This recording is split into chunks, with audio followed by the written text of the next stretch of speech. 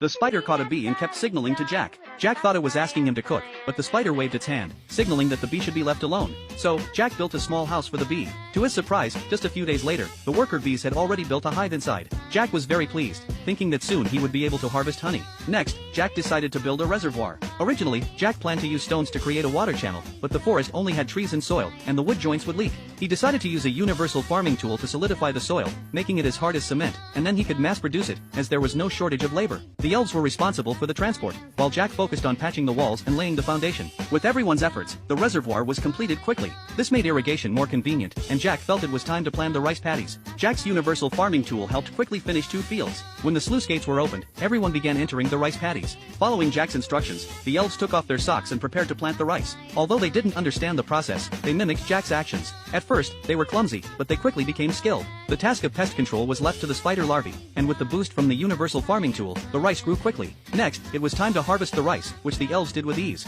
A few days later, after the rice was dried, Jack turned the universal farming tool into a threshing machine. The girls didn't quite understand but thought it was magical. They then sifted out the debris, used a stone mortar to hull the rice, and a wooden pestle to remove the bran. When Jack saw the shiny rice, he was so excited that he nearly cried. But the rice still needed to be cooked. He started by simmering it on low heat, then boiling it on high heat, and finally simmering it again. At last, the miracle happened. Since there were no side dishes, Jack molded the rice into balls, filling them with pickled salted fish. After tasting it, everyone immediately loved the flavor. Jack didn't even try one himself. Though he hadn't tasted it, seeing the happy expressions on their faces made him feel it was worth it. The next day, Jack and the elves planted rice again. When everything was done, Jack realized that no matter how dirty the elves were, they could instantly clean themselves with magic. But only he needed to wash himself. So, he decided to build a bathhouse. Although the elves didn't know what a bathhouse was, they followed Jack's instructions and finished it. Jack was especially satisfied with the size of the bathtubs. But a new problem arose. The bathwater and waste would directly flow into the river. The angel, however, said that all they needed were some cleaning slimes, and that would solve the problem.